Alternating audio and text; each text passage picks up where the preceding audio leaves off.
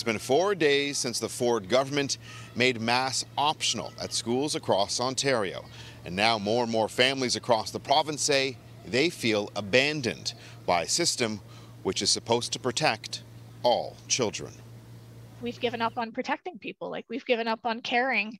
Call it the pressure on top of the pandemic. My daughter, she has viral-induced asthma, so anytime she gets a respiratory illness, the asthma kicks in along with it. And before the age of 2, she had had pneumonia 5 times as a result of colds, not flu, colds. Sarah McNeil is a mother and a high school teacher. Like her 6-year-old daughter, she has lived with similar asthmatic symptoms. McNeil's daughter was attending in-person kindergarten before March break. But once the province made masking optional, she was forced to choose her daughter's safety over her joy of learning. When I told her that we had to that we weren't going to send her back, she looked at me and said, "But school is my happy place." And that broke my heart, because that should not be something I should ever have to do to a 6-year-old. People have become less compassionate to people's difficult situations.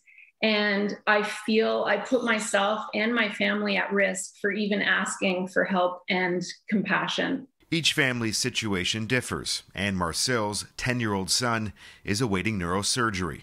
When his Ottawa area teacher elected not to wear a mask to class on Tuesday, multiple other students chose to do the same. There's roughly 26 kids in his class. 5 of them are wearing a mask. We are considering removing him from school in order for him to not catch COVID.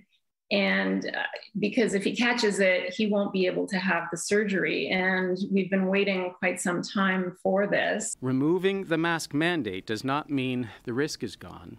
COVID-19 transmission is still occurring across the province, and masks can help protect you and others from becoming infected.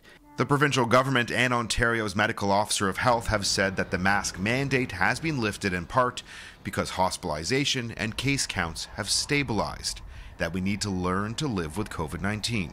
There's also many families who are happy that their child can now choose not to wear a mask when in school, even with growing concern that a subvariant could now be moving through parts of our communities. There's people who are watching this story right now who say, well, you know, if you don't feel comfortable sending your child to school, then just pull her out and everyone else should be able to go about not wearing a mask if they so choose. What would you say to that individual? I'd say not everybody has that choice. One, like, we're very, very lucky that my husband is currently working from home and we are able to pull her out. It's an awful thing to say to somebody, well, your child shouldn't have an education if they're sick, to take them out. Like, you wouldn't say that to somebody with a peanut allergy, I would hope.